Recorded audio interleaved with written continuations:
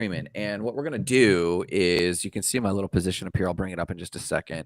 I've been convicted about this for a long time. I keep procrastinating it. And that is liquidating more of my TradFi, more of my traditional finance into crypto. And so for today's stream, I don't know if I'm actually going to get this into Coinbase, but for integrity's sake, you're going to see me liquidate several of these positions, Nintendo, Tesla, and some of my Vanguard 500. Now, this is a big moment for me, though, kids, because Vanguard 500 was my first. There she is. Vanguard 500 is my first investment, like from back in the day. And I've held this, and this has been sold and resold from my original TradFi account. I forget where it was at, but now it's at E-Trade. And you'll see real quick. Let me go ahead and pull up this view so people can kind of get a view here of what. Does it get any bigger if I do it this way? I'll just do it this way.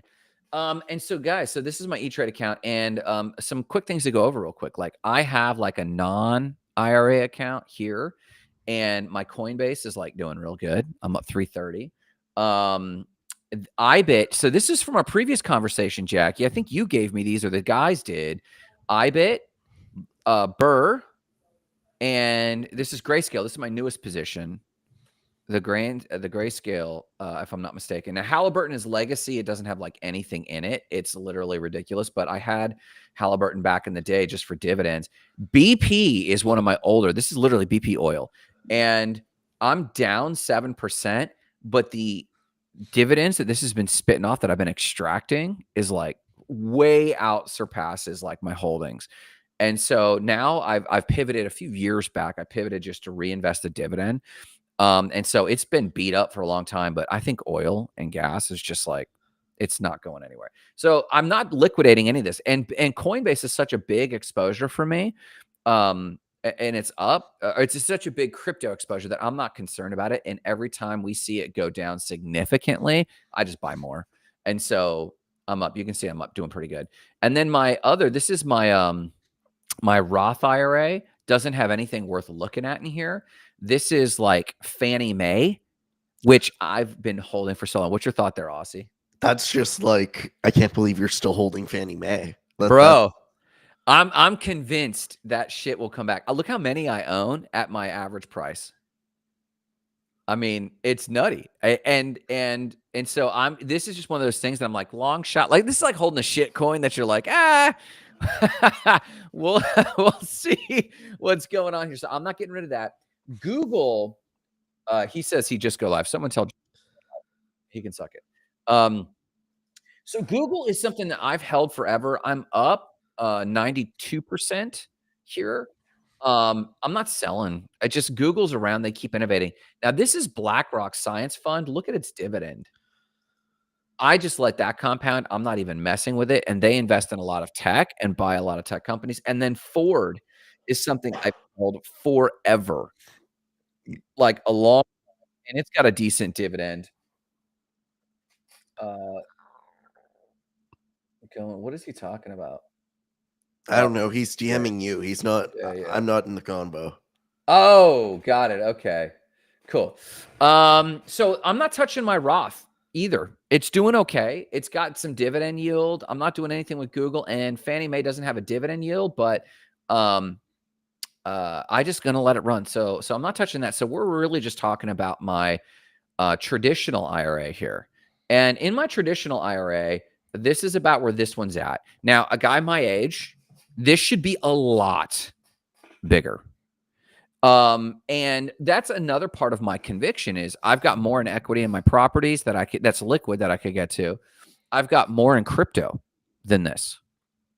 And so I'm thinking, how do I just get extra juice before, like, I just want to get extra juice right now while I still think things are going. So I'm going to liquidate some of these positions. So real quick, this is Tesla. That's my value on Tesla right there. And I'm up 194%. So my deliberation was, do I liquidate half my position or just my original investment? Right now, I'm just liquidating my original investment. So I've got the calculations right here, which I'll liquidate in a second. Nintendo, I'm actually in love with Nintendo stock, believe it or not. Like, I bought this I mean, you can see the price I paid, $7. Right now it's at what, 15? It's almost at 100%. I'm gonna liquidate my original position, not half, because and it's about the same on Nintendo. It's not about the same on Tesla. I still believe Tesla has a super strong future, which like I was tempted to just liquidate it all, especially with my personal emotion around Elon right now as a person, and I'm like, I don't want to be invested, but I still think the company has a long future. So I'm like, damn it. So what am I gonna do? I'm gonna sell my original position and let the rest just go where it's gonna go. Nintendo, I am in love with the company. I love the entertainment. And specifically, do you guys remember when Pokemon Go came out, right? Like they owned all of that and that IP. And I really liked how much that got everybody out. So I'm going to only sell again there my original investment. The rest I'm keeping. This is a bank that I believe in out in the Pacific Northwest, Columbia Bank, and they are an indigenous owned bank, and they're owned by the tribe. And they're in the Pacific Northwest. I'm just holding on to that and keep investing in that. This is my Ethereum ETF. And this is an interesting one. I think we've talked about it. I don't recall if we've talked about it. This is TBT Pro Shares. It's ultra short 20-year on treasury bonds. And it's my hedge play, right? And so it's just a treasury bond thing. I'm up 16% on it. Nothing sexy. If everything takes a dump, this jumps like nobody's business, right? But if everything's doing well, it stays about flat. So I'm not doing anything with that. And this was an old family trust rig. They were an old oil trust. I had a ton of money. I have very little money in there now, but the dividend at the time was 100% dividend because no one knew about it, but it was a family publicly traded like trust. And I pulled, so I'm not messing with it. So what we're talking about today is Tesla, Nintendo, Vanguard. And this is just everyone watching me get rid of. And I'll start with the easy ones. Tesla, my original investment was about 1865. So I'm going to sell. I don't know how many shares this is, so it's going to take me a second to play with the amount. I'm selling estimated proceeds. No. So how many proceeds is this? Let's random 5. That's a little high. Let's go with 4, 16. I'm going to stick with 5. Boom. I'm selling 5 shares. Boom. Preview order, place order, and it's been placed. And then let's just see if the order's been executed. Limit day executed. Boom. So they already filled me. So I'm executed there. Got it. I already sold my Apple. That's the thing. Before you guys came on and before I mentioned coming live, I sold all my Apple. Like, what are you laughing about, Jackie? I'm not. We had this, I think we had a conversation about risk and stuff. And it's funny. I looked at my Tesla the other day, and I mean, it's up so much right now. And I was like, should I liquidate some? And I don't know. I didn't bite the bullet. And then I saw you're getting rid of Apple. Like, you're all in, Grant. You're going. You're flipping. Jackie, I love that this is going all in. I have literally 0 in any of my retirement accounts. And 0 in your what accounts? Any of my retirement accounts. Everything's in crypto. Yeah. Well, what's your plan, Grant? Like how much in crypto are you planning to go? Like what percentage of your portfolio? Of the overall portfolio, I don't know. Like I'm trying to, so right now, let me just speak to the risk thing. I agree. Like, and for the public watching this later or for legacy, this is all in for me because I was originally all in back in the day, like in 2013, 2014, and I sold out, I was all in and then I wasn't when I sold my crypto positions back then. Right now, to me, as I measure risk, you and I, or me, not you, I'm in my 40s, mid 40s now, and my risk play, I'm realizing my risk sense is shifting, and so my sense of risk now is I would go all in with my portfolios shy of the downside. So like right now, I don't know if you were on or not, 35,000 in a retirement account for a 45-year-old now is not like it's not doing anything in the compound. I'm past my compound window. And so knowing that compounding is not going to occur, even though I said like this is my hedge play, honestly, all of this is a hedge play.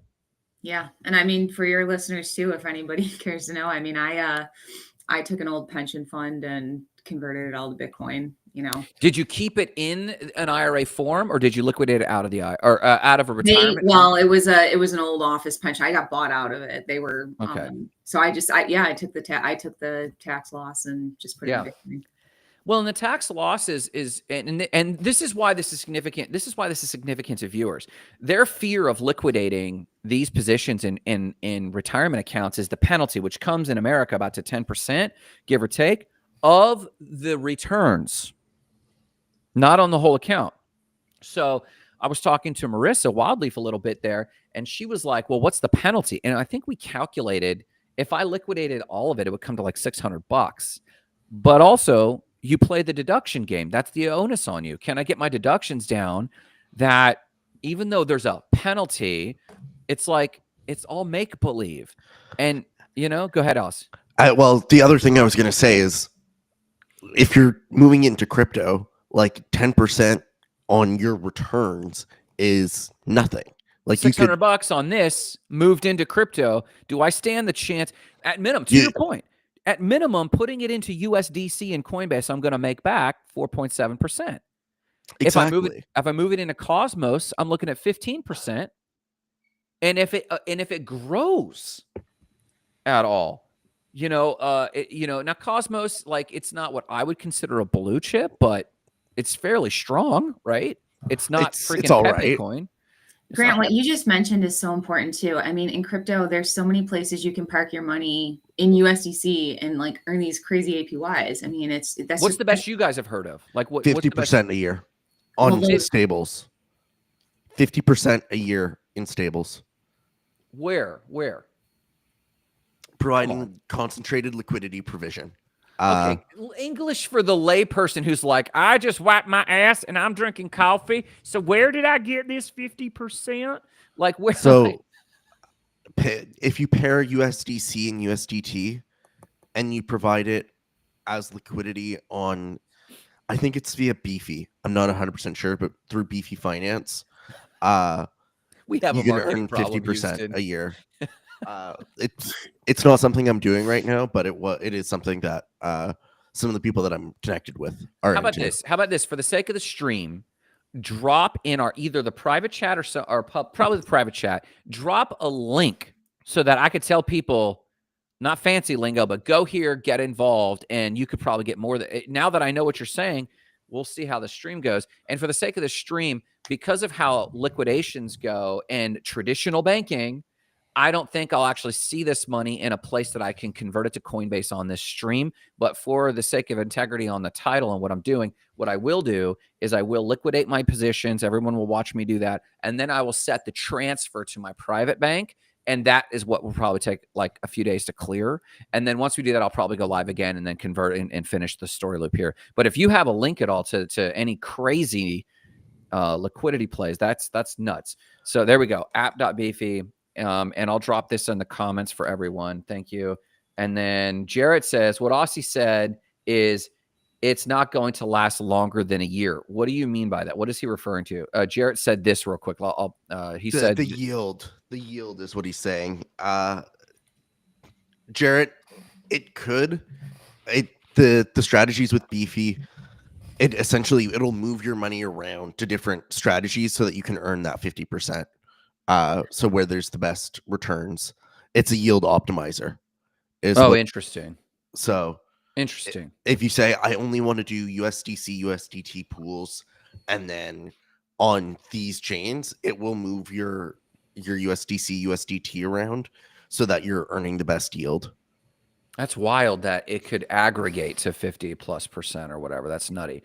Well, let's finish this for the sake of time. I've liquidated my Tesla. I've liquidated my Apple. On Nintendo, my original investment came to about $1,220 and change. Jarrett says, Grant, what's driven you to move from TradFi to crypto now as opposed to 6 months ago, a year? So I really feel like indirectly, the ripple effects of the Trump administration and the bullishness in the public, not, again, like, I transparently, I voted against the man knowing that it would go against crypto. Now that he's in, I know it's going to go for crypto. And Gary Gensler was a ripple effect of that, right? And we're seeing several mega bullish. And then Jarrett, you also mentioned, you sent me the article. Jarrett says, I don't think you should liquidate Tesla. Well, I don't know if you caught this part, Jarrett. I deliberated on this. I was liquidating because of my sentiment towards Elon in general, but my profit is up. So if I can take cash anywhere, especially original investment, I will take that and move that in. Hang on, Google's being loud. Hold on. There we go. So I only liquidated part of my Tesla, Jarrett, but I am bullish on Tesla's future. A, because I believe we're in an oligarchy and Elon's on the in crowd. So like, why would I believe against that other than just be a freaking profiteer? So but I will take profits. And then Nintendo, I'm in love with, Jarrett. I don't know if you caught this earlier. I'm in love with Nintendo. So I am going to sell my my original investment, but not half of my investment in Nintendo, because I do believe entertainment is what people want. Like, I know this from content. They don't really even love so much of the educational content so much as the entertaining content. But let's see here. What do we got? We're trying to make $1,220 in change, so about half. So let's just go, what is that, 17, 16. Let's go with like 85 shares. Where does that put us? 1262. We're just going to do that. Sell, limit order at the limit price, good for day. This will probably get filled nearly instantly. Let's see there. Jarrett, the question is, will Tesla go up faster than Bitcoin or ETH in the next year? Jarrett says, money mentor liquidated his Tesla a month ago and regrets it. Tesla will only grow, in my opinion. I agree. That's why I'm leaving a position there, because I don't want to live in regrets. You guys ever see those tattoos? No regrets. And so now that's part of it. Aussie, please get better. Okay. I've got regrets. Yeah, I got some regrets, babe. Someday we just need to have a cathartic regrets, and we could have like regrets, like financial regrets. Yeah, we could have different editions. Like we could have dating edition. We could have like crypto edition. Oh, I love it. Okay, so you guys witnessed me do that. Now this is the big one, and again, this was my original investment. If you calculate this out, this is less than 8% a year.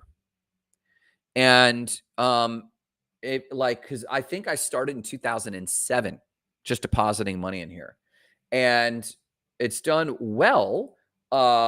People call this, it's done good, right? But I'm not going to catch any real compounding.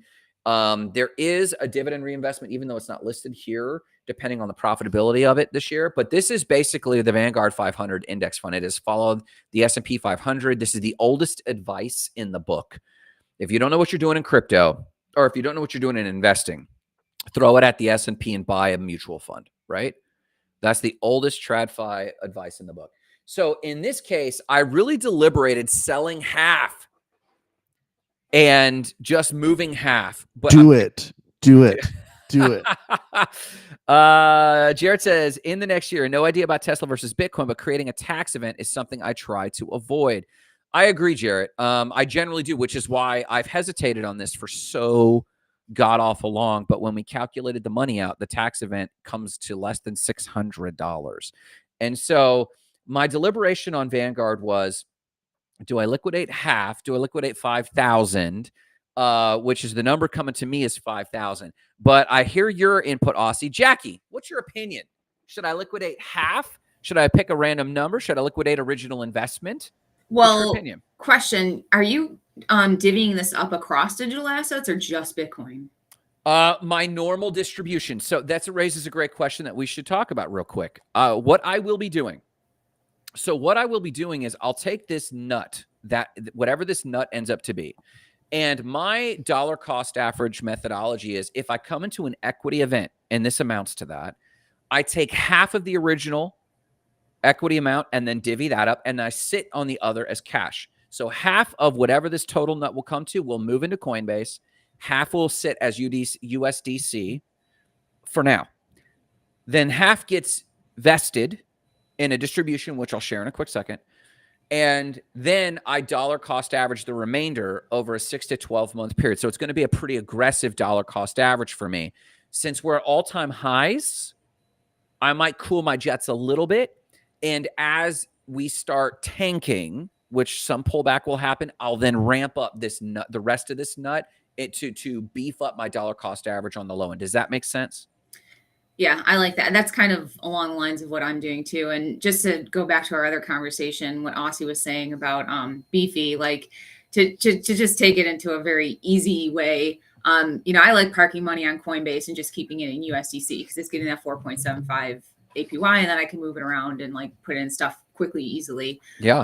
And then just to clarify, are you saying liquidate the entire like of the 35,000? Like half of that or a percent? Well, where we're at right now, the thing I'm getting your opinion on is we're talking specifically here. Let me pull it up bigger. Hang on. I'm talking specifically about Vanguard 500, which comes to 24,900. I've averaged out. I'm up 93%, not even 100%. But since 2007, 2008, this isn't even an 8% return necessarily. Right. So what I'm deliberating is the number that just admittedly arbitrarily coming to mind. The number coming to mind is just let me pull out $5,000.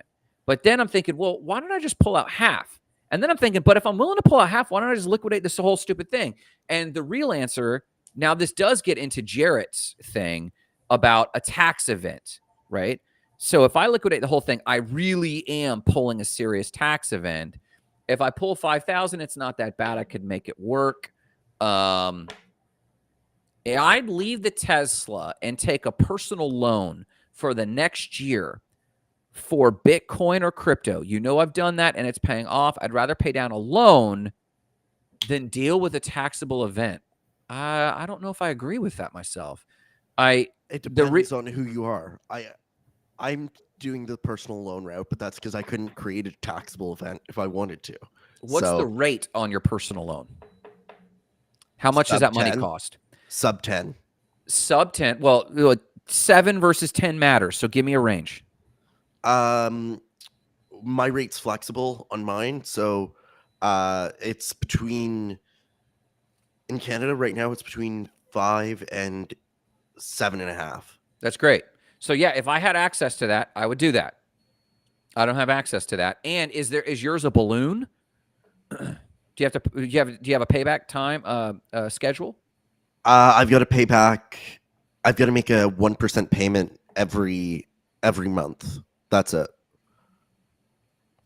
A 1% payment every month. I wonder how that compounds and plays out because what we're talking about is I have a single taxable event. And in this case, based on the numbers I said, it's going to come out to about $600. I deduct that, so it's not going to cost me anything.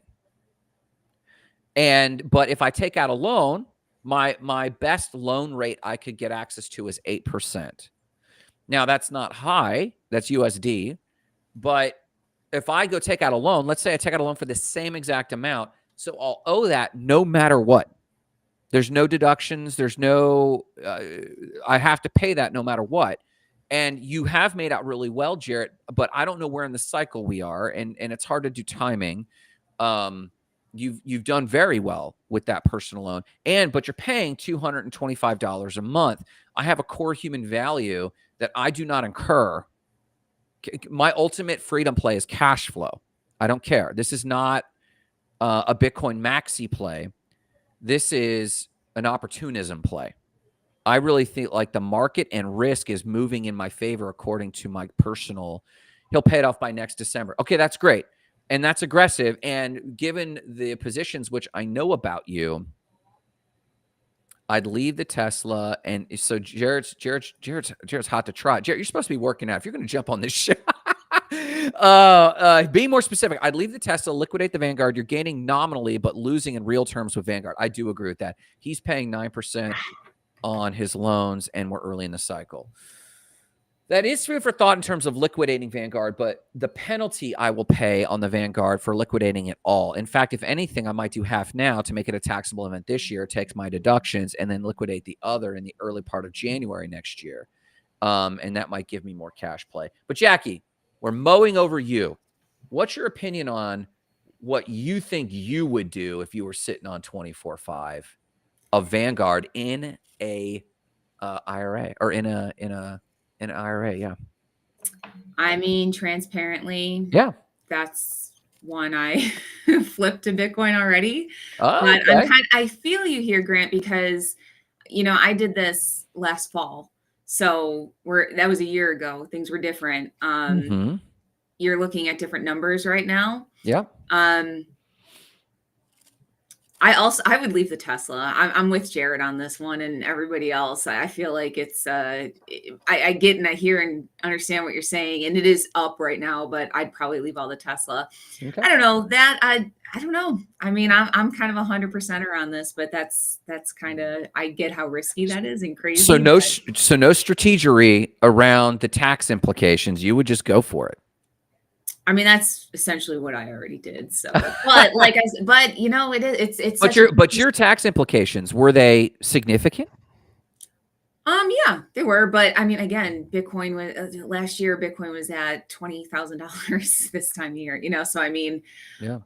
You're looking at 100,000, and Jared's right. We're early in the cycle, but it's gonna be a rough ride for the next couple months. You're giving Jared FOMO right now. Yeah. He's in my DM. I'm running home from the gym. Keep going. I mean, Grant, you've been in crypto long enough to know that $24,000. It's not a lot to throw around. Like, think how long this took to get there, right? Yeah. And Oh when yeah. you're in digital assets, I mean, 24,000, you can make that in. I'm not trying to tell anyone out there that this is not financial advice. I've got 3 meme coins that I did that with less than $1,000 in less than. And for everyone out there, like, Aussie's very deep in this. So like most people I don't think can pull out of their Vanguard and do this type of stuff. So no, that is not advice. That is not advice.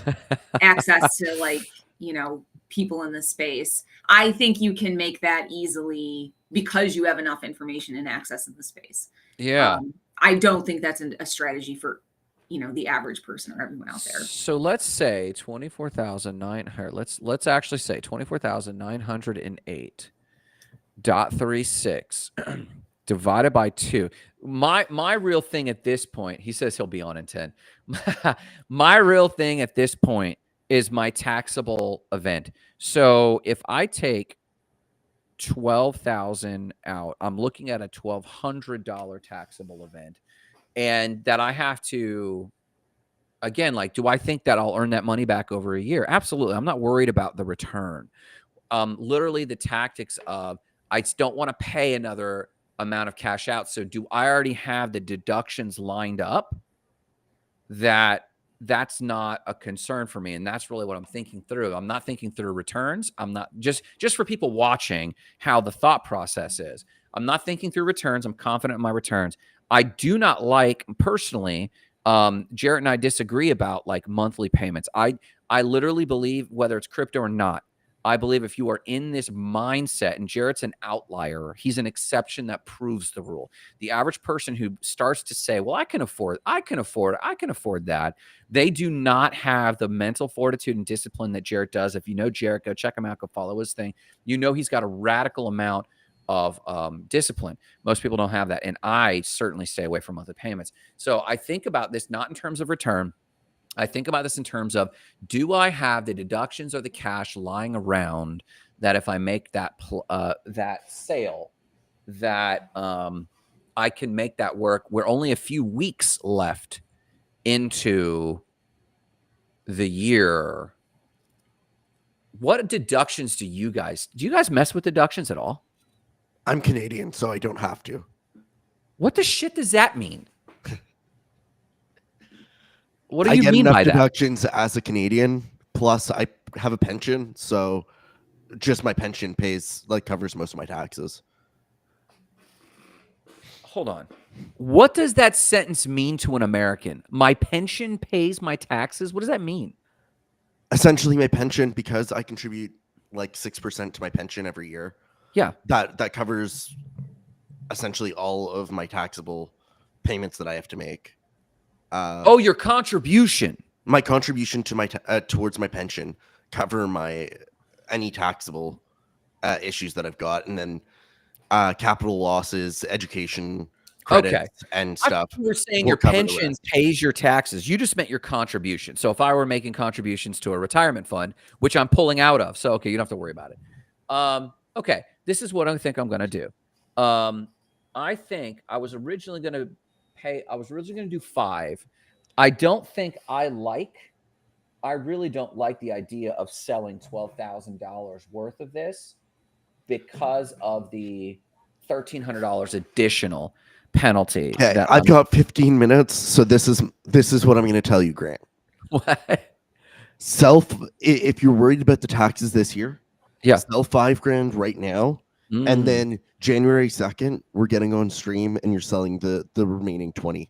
I might be open to that. I will give you that. I will give you that because you don't know if you can get the deductions in time.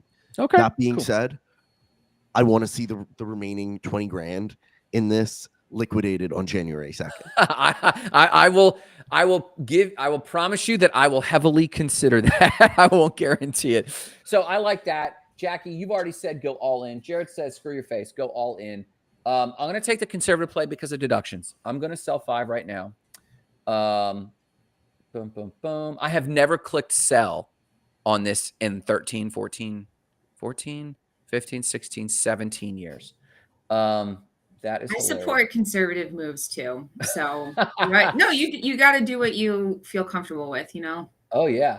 Okay. So what's it going for right now? I rarely, and even though I said take all out, I rarely actually ever take 100% out of any kind. I always leave a little dust everywhere. A little dust. Yeah. What's the going rate Your right moon now? bag, you got to leave a moon bag just in case it goes to the moon. Just in case. Yeah. That's why I have 5,000 coins in my portfolio. Oh God. Oh, Not really. Oh my God. There's I like got so many 100 things like and I I have already a feel grip on that I'm like, I know I should get rid of this token, but what if it goes? Literally. Okay. So the math comes out as $5,000, which is the amount I'm trying to take out, divided by the last price, comes out to 8 shares. I'm going to round it up to 9 shares. I've got 44. So sell, and then one last step to complete the cycle. Come on, thing. Sell 9 shares. And it doesn't show you the math right here. Otherwise, I would have had that math up. But that comes to whatever, 5 times 9. That comes to $5,065. Preview order, give or take, place order, done. So chances are they won't fill this for me to move out till end of business day. So let's actually see my portfolio and cash available. Okay, so cash purchasing power is almost there. That's from, I believe, the Nintendo sale. The 8 share. Oh, no. Where are all my orders here? My mutual fund. So that's, let's do all. There we go.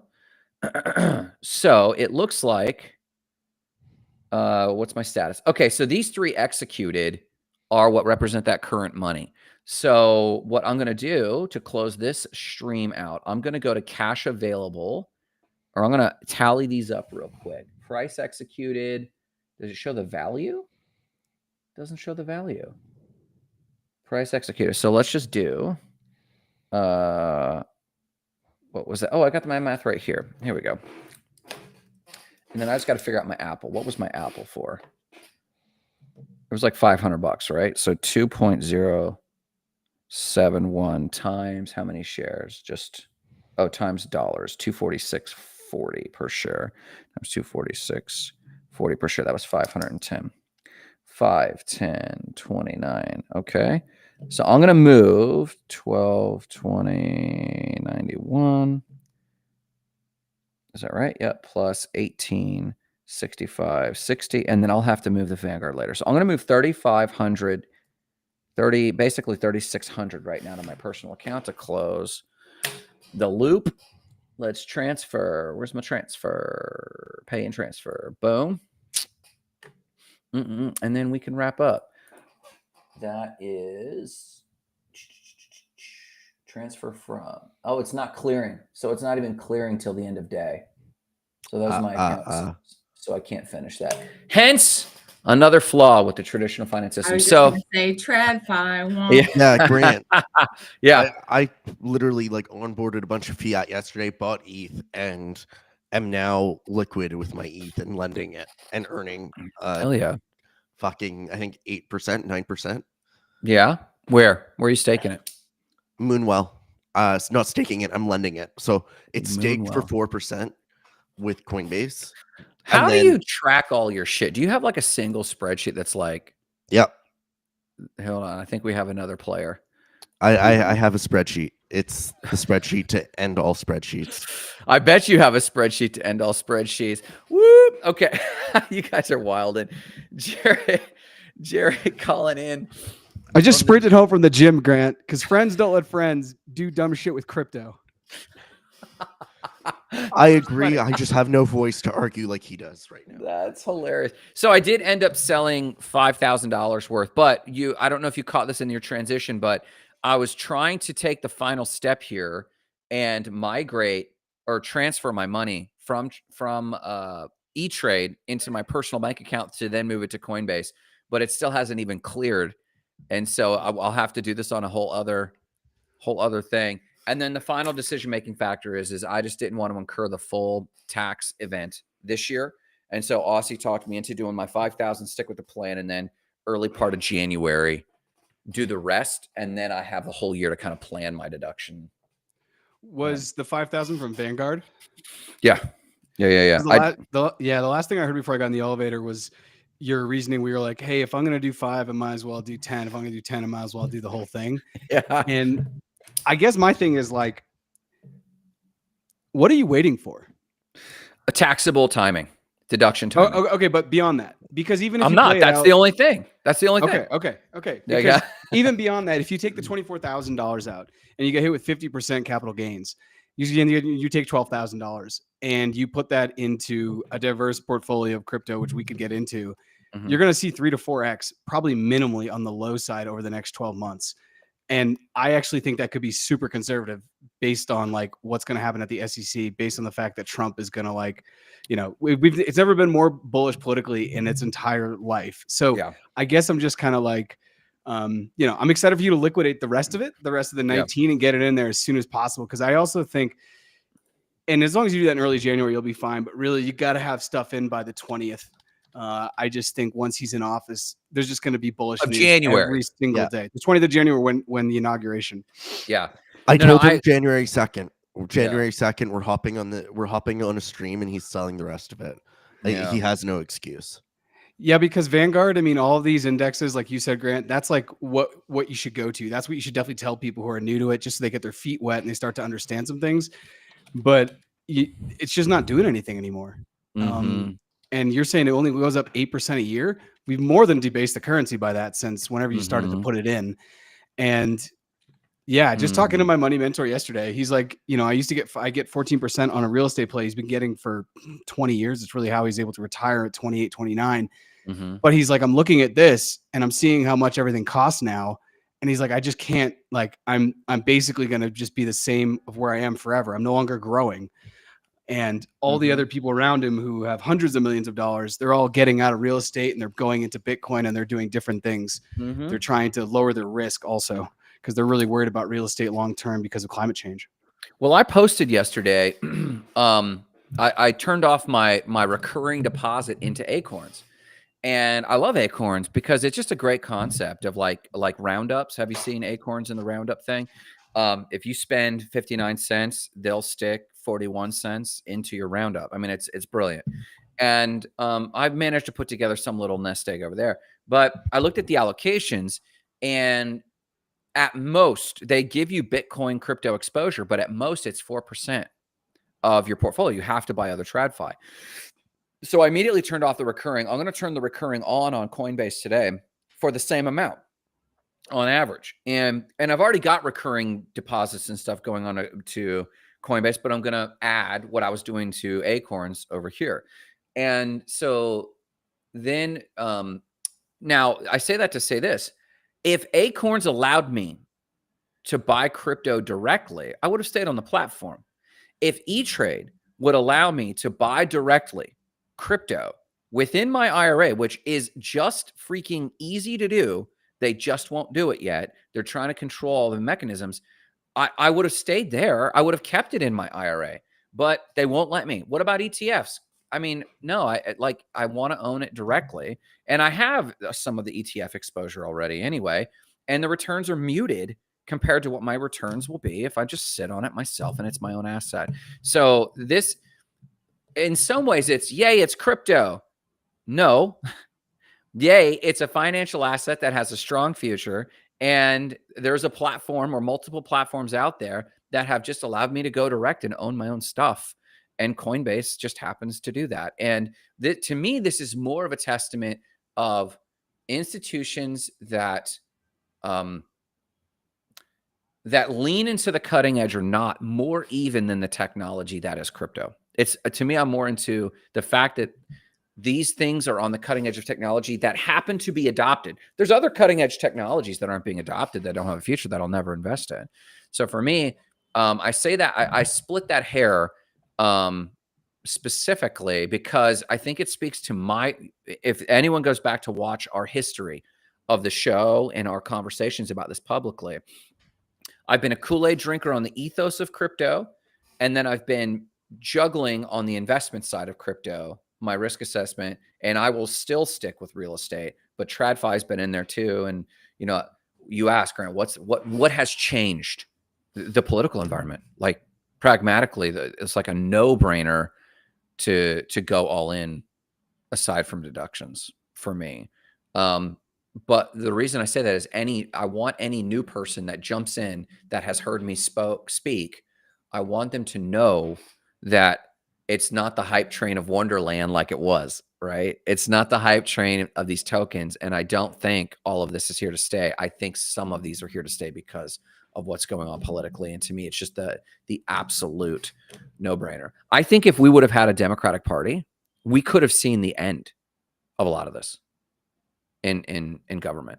Honestly, it'd go underground anyway. You got to go, Aussie. Bye. See you, bud. Bye. So, yeah. I mean, it would have been a longer haul. I actually disagree with that. I think it just would have been a sell the news, buy the rumor situation, because I think that, or whatever the opposite of buy the news, sell the rumor, whatever that is, because Kamala Harris she's a lot more bullish on crypto than she leads on to as a candidate. But because she was still vice president under the Biden administration, she decided to stay loyal. I think that she's a lot more into it. Is she as bullish as the Trump administration? Maybe not. But crypto has done well under Democrats. It's done well under Republicans. Just as much, if not more, Democrats actually own crypto than Republicans. Sure. I think that's a smoke and mirror, and I don't think it really would have played out. I think Bitcoin's finite amount and the fact that countries are going to adopt it and states are going to adopt it would have happened regardless of who's in the White House. But it's just kind of like it's a better feeling of environment, if that makes sense. I think having Gary out is going to be huge. The environment. That's what I'm saying. Yeah, but what I'm saying is I think it's going to happen regardless. I think Bitcoin's going to explode regardless, no matter what. Might it explode 30% more? Sure. But I think it was always going to explode. That's my point. I think that thinking about thinking about politics when it comes to Bitcoin specifically, for me, is just you're taking a TradFi thing and laying it over, because I think Bitcoin's on its own path that no one can stop. Putin just came out 3 weeks ago. He's like, yeah, no one can stop Bitcoin. They've told their citizens they can buy it. It's property. And if those two are going to let it happen, then the US cannot not just dive in. So I think the Harris also would have gone in, maybe not as heavy handed as the Trump administration. And once again, it's all promises right now. It's all promises. We need to see if Trump doesn't let Ross out on day one, he starts a clock with a lot of Bitcoiners, because that was one of his promises. And he probably won't even get Ross out till day 100. But every day that goes by, Bitcoiners are not naive. There's not one Bitcoiner that realizes that Trump's a savior. Trump can't explain the difficulty. Trump doesn't even know what the halving is with a gun to his head. He's just on this train because it's money, and I think he sees that there's opportunity there, but he doesn't understand it. But I think his sons actually do. Eric Trump just spoke at MENA. I haven't listened to it, but I heard it's really bullish. And so I think it would have happened regardless, but I'm just interested to see what happens moving forward, especially with the real estate thing, Grant. That's something you and I talk about all the time, but I think there's a moment where you're going to look back to this date, December 12th, 2024, And you're gonna be like, dude, I should have sold all my real estate that day, baby, and gone into Bitcoin. And this will be around 2030 when it's $1 million. But I just think the sooner everyone moves more of their capital into, it doesn't even need to be Bitcoin, just into this ecosystem from a financial standpoint, I think they're going to be better off.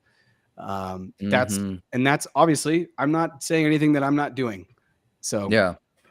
I think it's, I don't know. I think it's bizarre to not you mentioned a 30% difference. That's all I'm saying. 30% difference in risk assessment is fucking huge. And even, I know you were just riffing with a number there of like Kamala versus like Trump. Like Gensler never would have stepped down if Kamala had stayed in. And then that laid the road to the XRP news coming out and the SEC news coming out. And it's like, I get it. Bitcoin was on its own path and it will get there, hands down. I'm just saying, like, my risk assessment is like, yes, it is the sentiment because the sentiment is the reality, in my opinion, and of how fast it hits numbers.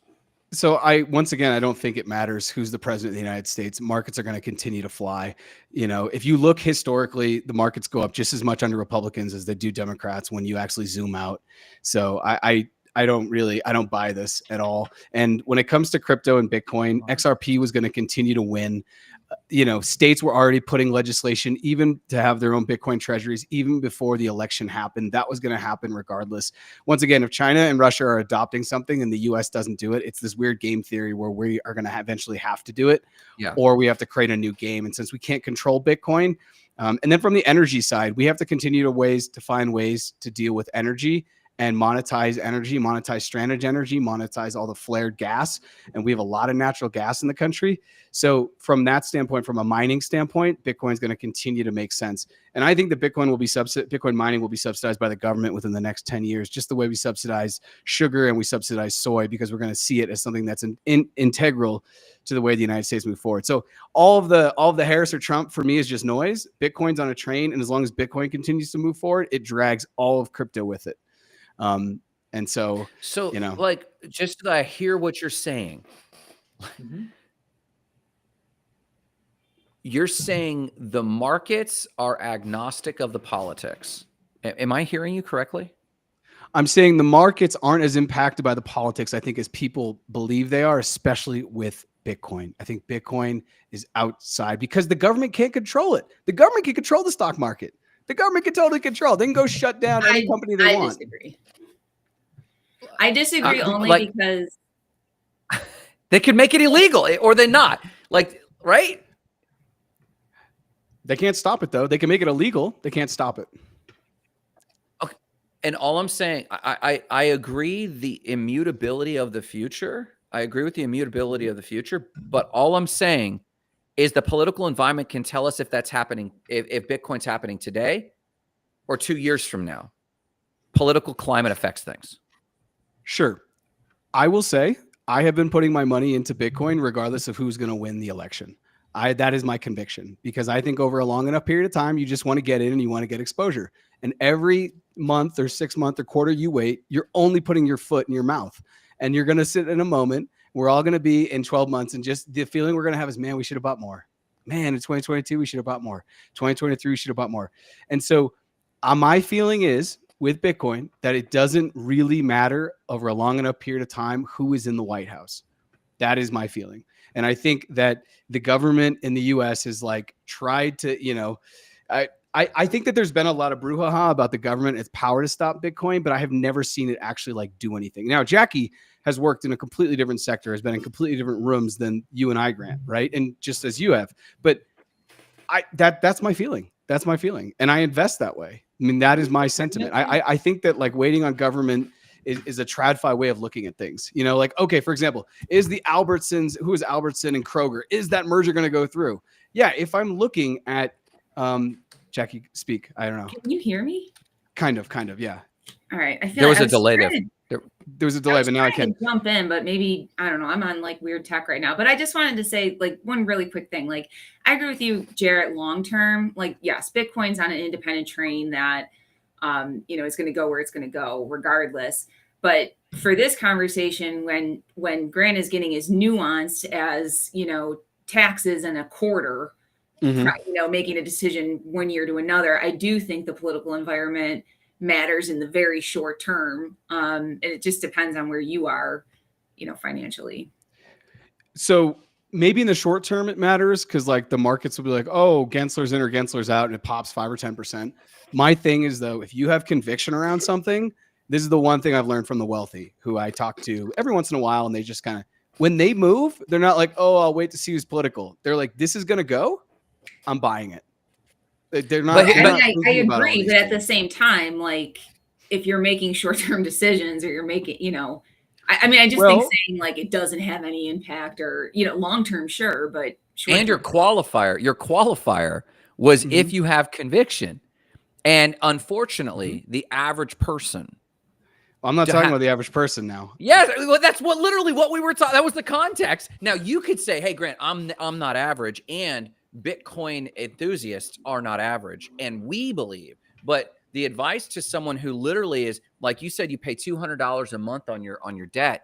The average person is living $200 in debt already, regardless of asset growth. And so it's like in terms of credit card debt. And so when we talk, like when I sit and think, okay, what is my advice to people? I would say invest as much as you can, because on the long term, you're right. Like politics don't matter. This thing is on a path. But if Gensler was in and someone were to ask me, I would say, hey, listen, you got to time out your deductions, right? And how much money can you actually afford? And can you bootstrap? And they say, well, I'm not sure. I'm not convicted. I say, I get that. Maybe just get a little bit of exposure. But the qualifier of if you're convicted, that's a big qualifier. That's a big qualifier. It is a big qualifier, but I guess I want to talk to people. I've just like kind of given up on like softballing this. And like, we're coming to a point where you're either going to have Bitcoin or you're not. And even if it's like $200, you have it or you don't. Right. Yeah. And like, I don't also think people in the States have lived in places where currency's fucking devalued. Yeah. Like straight up, right? In Argentina, and I'm sure it's happening now, but like that thing lives in my head rent free. In 2001, it was so bad. And because Argentines love having 3-hour lunches, when you would go in, you would pay for your lunch when you sat down because it could be a different price. And the restaurant didn't want to take the chance that it would be an over and they would lose money, right? Like the US doesn't understand that. And so, but from what I see is the three of us, roughly the same age, we, over our lifetimes, have continued to have to add more hours and work harder to get arguably less to a point where even with the money that I make, if I lived in Boston, where my family is and most of my like, childhood friends are, I couldn't even afford a 1-bedroom apartment. Yeah. Like what is happening? And so I've kind of just taken it off, and it's like, yeah, okay, I could talk to people in a way that's like, yeah, okay, if you're not convicted, if this and that. And it's like, people have seen Bitcoin go from 0 to 100,000. And I'm like, what are you waiting for? Like, what are you honestly waiting for? You can't, as a millennial, and I'm using an average. And like, for me, I can't afford, I could if I sold my Bitcoin and sold some stuff. But like in Massachusetts, for example, I can't afford a single family home. Like I could go get one. I could put down the 20 or 30%. And then I'm underwater with a mortgage for 30 years. That's not enticing. Like that does nothing for me. And so what I can do is, though, because I can't do that, I could start to buy equity in this digital house that goes up on average over the last 10 years, 67% compound annual growth. And I can start to do that from day one. Right. And so I guess I'm just kind of like, over the long enough period, I don't think it matters. And I don't think anyone, this is what I do tell people, this is financial advice. I don't think anyone should buy Bitcoin if they're not going to hold it for 4 years.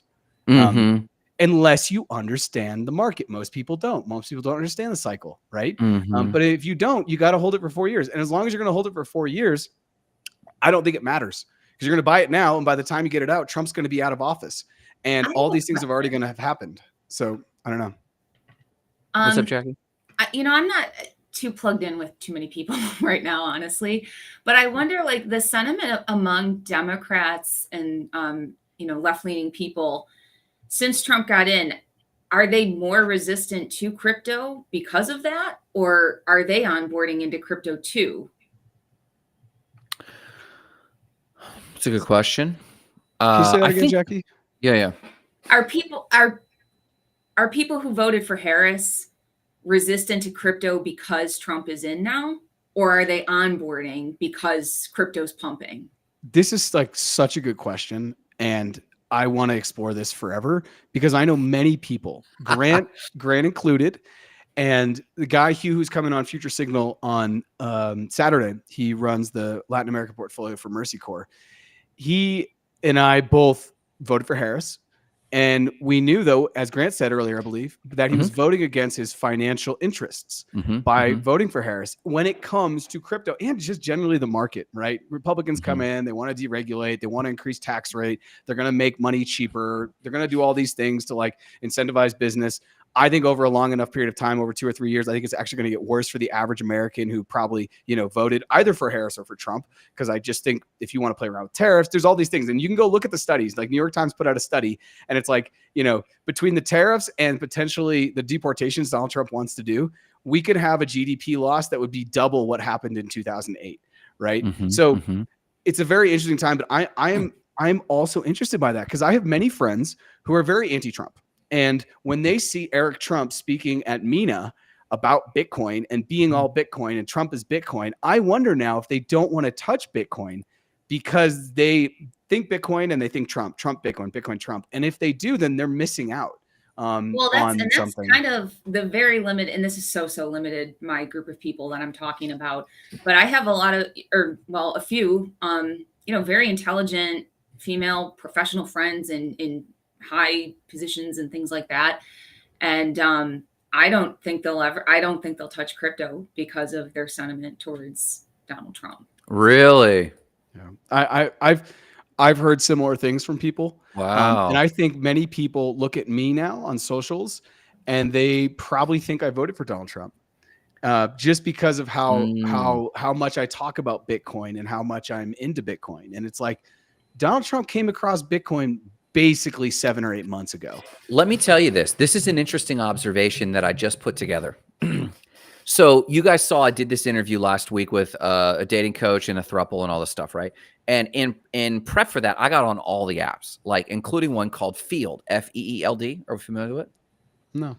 It would say a lot about a person if they did. It says a lot about what are you asking me right now, Grant? Yeah. Are you familiar with this? Yeah. So it's a very forward kink community connection app, and people are very clear about what they like and what they don't like. And I'm skimming through this, and most everyone is like, no Trumpers. I can't believe I have to say this again. No Trumpers. But here's the correlation to what we're saying in terms of people associating crypto with Trump or Republicanism or whatever, MAGA. They were saying no Trumpers, no crypto boys, B-O-I-S. And not a single person who didn't say that mentioned crypto either. It was only appeared when someone said, hey, if you're into this, not interested. And it literally side by side, I didn't even think about this, listed this in crypto. And I was like, that is interesting. And I hadn't thought about it until you just said that. That's wild. So I'm in a Telegram and it's progressive. I think it's actually put on by the Progressive Bitcoiner, which is a pretty big podcast. But it's got a couple hundred, 240 members, and it's all progressives, all Democrats, more liberal leaning people. And it's an interesting conversation. And there was the study that came out, and Dennis Porter had shared this on X, which was fascinating. And I need to dig this up. I really need to dig this up because we should actually just do an episode about this. Like the three of us, add Aussie in there because I think Aussie always has a very interesting third party take looking down from Canada on us from the States.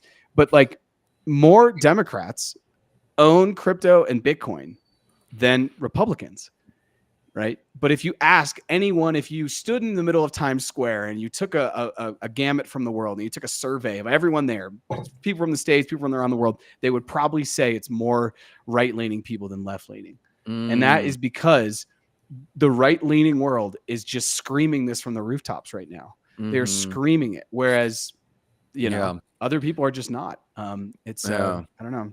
That's good. That's interesting. This article you sent that DeSantis, my governor for the state of Florida, for those who don't know, announces that they're going to be buying up Bitcoin and Ethereum. I've been applying for I've been trying to get access to Coinbase's commerce app. It used to be easier. And I just went through for my entity because we do website design, and we were just like, let's just incorporate a quick checkout. And I know how to hack this very easily, like how to just put up a checkout where people can pay me in Bitcoin. But I'm trying to go through some very like some of the most normalized on ramps possible, right? Where someone could pay with Bitcoin and maybe even buy the Bitcoin with USD in the middle of the checkout in a single thing, because I'm going to give a discount if people pay in Bitcoin. So they might swipe their card in cash, but it will automatically convert, basically do 2 transactions. It will convert to Bitcoin and then pay me and then deduct from them. And, so there's a little bit of a step there. So I'm looking into all of this in the simplest way possible. And Coinbase has actually made this pretty difficult. But speaking of bullish and becoming bullish, just the announcement alone will drive people to reach out to me from the website design company and say, should I be using this? Now back up. We introduced this in 2015 and no one jumped on it back then. I think I did 1 transaction on my website in Bitcoin like in 2015 and it was nominal. But I think this go around is going to be completely different. And I think to your point, Jackie, I think that politics be damned. I think we're close enough to this being on everyday economic vernacular that the fear that it's impacting their finances significantly will be very soon. And I think it's accentuated. And Jared, even if not directly, indirectly, what you're saying about the right blowing this from the mountaintops, I think political implementation aside, actual like mechanisms of government aside, I believe the fact that the right is blowing this so high and out of proportion, just announcing it everywhere and talking, I believe all of that is what I talk about when I say politics matter deeply to exposure, to normalization of the phrase. I stand by I think it's rapidly accelerating. I don't know if I would have believed in this cycle, this particular bull run, nearly as much if a different person in president, I would have been bullish. It would have ended up high, 130, 140, 150. I think it can now far exceed that. And to your point, Grant, when you really think of what like conservatives or Republicans stand for, this, personal freedom, sovereign, independent kind of vibe, I think politics reflect our emotional sentiments at the time. And I think the country basically said it's oxygen mask time for me and my family. As much as I want to participate in community and all these things, like this is the position I'm in. And whether that was right or wrong or agree, disagree, whatever, I think that was the sentiment. So I do think that the right, coming out and being very vocal about this, there's plenty of times in my life that I had to listen to a group I didn't necessarily agree with or challenge myself to see life from their lens or whatever. And I think this is, even with my girlfriends who I just said are not looking into Bitcoin or crypto because of this association, this is the exact moment that you grow, that you say, let me put on somebody else's mentality. Let me put myself in someone else's shoes and see this. And vice versa too, because there's going to be, everything's a pendulum. So right now, yes, Bitcoin's sitting in the right, but there will come a time when this becomes a more universal community, bigger thing, that it'll swing back to Bitcoin adopting a left personality or persona. And interestingly enough, every crypto bro and person that started out with Bitcoin way back in the day of this sovereignty and all that, they're going to be on the other side of the table. I'm going to have to put myself in the brain of the left leaning and, et cetera, et cetera. So it's just a moment in time, right? It is a moment in time, but I do think the future of Bitcoin has come closer more quickly than I ever would have thought. And that's why you see me taking these dramatic steps of, okay, and this actually, that statement I just made about which cycle it was going to be, I had no conviction, Jared, about this cycle. I had a moderate ascent that, yeah, it's going to do some pretty good. It's going to do good. But I got other places I could put money and da da da da da. But now that we've seen some of these ripple effects since, I know Grant doesn't have kids, but like if he had a 5-year-old and he's at T-ball and he's out there and he's like, okay, he's like, yeah, he's gonna do all right. He'll do all right there. Yeah, he'll make it to first base. Yeah, he's good. I definitely believe that public sentiment is the end all be all. I don't believe, and I'll say this, I don't believe Bitcoin stands on its own. I don't believe anything does. Not because I don't believe that things have merit. I believe that anything that is anything is something because of us, we the humans. That was my answer to Jarrett on the last time I was on your podcast when you said, did anything usurp Bitcoin? And I answered like you, Grant. I gave this big cosmos, like, well, if enough consciousness believes in anything, then anything can happen. But the truth of the moment right now is that, Bitcoin is Bitcoin. And yeah. I wish I would have said that on that podcast at the time. I want to disagree only because here's why. Like, I agree philosophically, but I think we're in a weird place with Bitcoin right now where there's so much money in this freaking thing. Yeah. Retail doesn't matter. Yeah. It's past retail, right? Now we're in sovereigns, right? Like I do expect in the next 6 months an OPEC nation and one of the G7 to come out and say, we're starting this. And the second they even say that, holy crap, everybody who's ever watches this, everybody we ever know is going to be not only first texting us, because that's already happening to us, but they're going to be like, because Jeff Booth talks about it. And he's just like, once you realize that this thing's going to happen, it demonetizes waste. It demonetizes crap. So like, you're not going to go on Amazon and spend $60 on something because you actually don't really need it. Marketing's got you to think you need it. And you're going to say, you know what, $60 might be better in Bitcoin because that thing is really taking off. And the US is starting to stack 200,000 Bitcoin annually, right? So all that's to say, I almost wonder if we're past a place where like retail will move it. Now, retail then pushes other things, right? There is a symbiotic relationship there. But as far as like price and overall things changing, I just think we're like, I mean, because right now, a 1% change in Bitcoin is $1,000 in price. And you called it out, Grant. That's a lot of money for the average person. And especially that's a lot. It's an absorbent amount of money for the average person that has no conviction. They still look at this thing and they're like, oh, I'll put $100 in. It's like, okay, yeah. I agree with your points about sovereign. What I'm tickled about is that I say we, and you literally split a hair that like you went into crypto bro terms, retail versus institution. I'm talking about we the humans. And I don't think that's crypto bro. That's TradFi. He's like, I went into my TradFi bro, not my crypto bro. No, when you I went to the dark side, Grant. No, but like when I say we, I literally mean if institutions, if sovereigns suddenly stopped, it wouldn't go. It doesn't exist on its own. Oh, I see. What humans, like actual fucking humans. No, but what I mean is the average Joe is not going to push price anymore, and the only way that now it continues to grow is bigger money. That's all I'm saying. We're probably saying the same thing. Just no, I was just going to say you're literally peppering what I'm saying. Is I didn't think.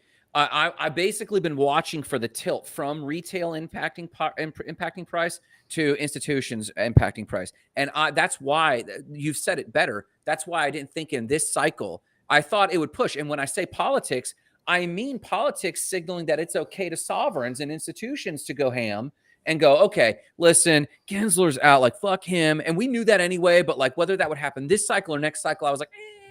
And all I'm saying is yes, you're totally right. I now believe this is now out of retail's hands, which to me says it's now time to go hard. But here's the double-edged sword. That means that they're now in control of it. And by that, they control Bitcoin's price more than TradFi because there's no regulation and the market moving and market manipulation is a thing. So you're 100% right. And there's been have you guys seen all the stuff? Jackie, maybe you've seen it on LinkedIn. There's been a lot of stuff of people coming out and just talking about how centralized Bitcoin is from like who owns and how many wallets own. Yes. And it's crazy. It's nuts. The only thing that allows me to like be okay with it is a lot of it's in Satoshi's wallet, which hasn't moved. Some of it is Saylor, and I don't think he's going to continue to hodl. And then the other is in the IBIT. And the IBIT will go up and down, and BlackRock really doesn't control that. I mean, that's just buys and sells from their investors. But it is crazy to see how it's becoming very, very, very centralized from like from an ownership standpoint. But is it not still worth it that we had this moment to like see behind the veil of, you know, it's what still makes worth it. money go? You know, I mean, I guess that's the larger point for me is even if Bitcoin doesn't live up to its most intrinsic or original values, you know, Dan Held said it a long time ago, you know, learn about Bitcoin, you're going to learn about, you know, economic affairs and I mean, literally everything, you know, how money works and currency and all of this stuff and meaning making, Grant, you talk about all the time. You know, so and that's always been my motivation to educate in this space is that you have this window right now. It's not going to be forever. And in 10 years, you know, people aren't even going to be talking like this anymore. It's just going to be life and investments and kind of the same old. I do love the fact that it feels very much like the hackers of the 80s where we were around long enough to see grassroots really affect something globally and make it real, make a lot of money, see how it works, and then watch it get not cannibalized, but institutionalized, you know, and watch it go out of our hands. It's kind of like we get the value, but we watch it leave our hands into the control of others. But it's okay. We were part of the investment in the early days, and we will have, I believe, a generational shift between even plebes like us versus people who won't get conviction this cycle. I think those who don't have conviction this cycle, conviction will be forced upon them next cycle. And it'll be too late and we'll be stratified and there'll be the people who really did it, the Winklevosses, the sailors, the institutions. Then there'll be us. This will be a class of people who we did play along. And so to your point, both superficially, but also like deeply, Jackie, like, it has been an extraordinary journey to have been in crypto from inception to now. And it's a mixed emotion of, I thank God my eyes opened the last few cycles and I made the moves, even disregarding my early mistakes. I was still able to participate in the last few cycles. How sad, but also how beautiful to watch something kind of move on to the next Elysium, right? Like, I don't know if you remember the movie Elysium. It's like you finally made it and you can go to like the luxury apartments circulating the earth and don't have to be part of this trash heap anymore. It's been awesome to watch this thing transcend, and also very sad. And I wonder what next, like what can my revolutionary spirit attach to next, like it did with early Bitcoin ethos? I don't know. I don't see it yet. We have the opportunity. This is going to be so outlandish for me to say, and I know you broadcast this to every channel, but I'm just going to do it. We have the opportunity to up-level human consciousness right now because, you know, people can actually overcome duality at this point. Like, even look at my journey with this, right? I started teaching self-custody. That was the whole point of why I was going out here. And then I ended up on the institutional side, helping people get into, you know, the ETFs and getting exposure anywhere you can go. Mm-hmm. And that was extremely challenging for me. You know, I never thought I would be on the institution side or seeing, you know, and again, like if you can put yourself in positions where two things are true at the same time, yes, you will come out, you know, and that's my hope for everybody is just like, you know. Yeah. I feel that. Well, I have to depart and get ready for my next beautiful people. Thanks for being here and getting me out of TradFi. I haven't talked to anyone in so long, so this was fun. Thanks, guys. What do you mean? When was the last time you talked to somebody, you weirdo? I've been dealing with these blizzards and snow and holidays and listen. Holy shit, dude. Like, we got to talk about getting you down here, like, so that you don't get totally sucked into seasonal affect disorder. I'm wondering if in January we just don't pay for a ticket down to Central Florida, and then maybe we even hop a flight out of Lake Lone Leonard to Puerto Rico for a weekend or something. Like, you got to get out of there, babe. Okay, I got to run. Love you guys. Thank you so much, Jared. Thanks for running from the gym. We'll talk soon, guys.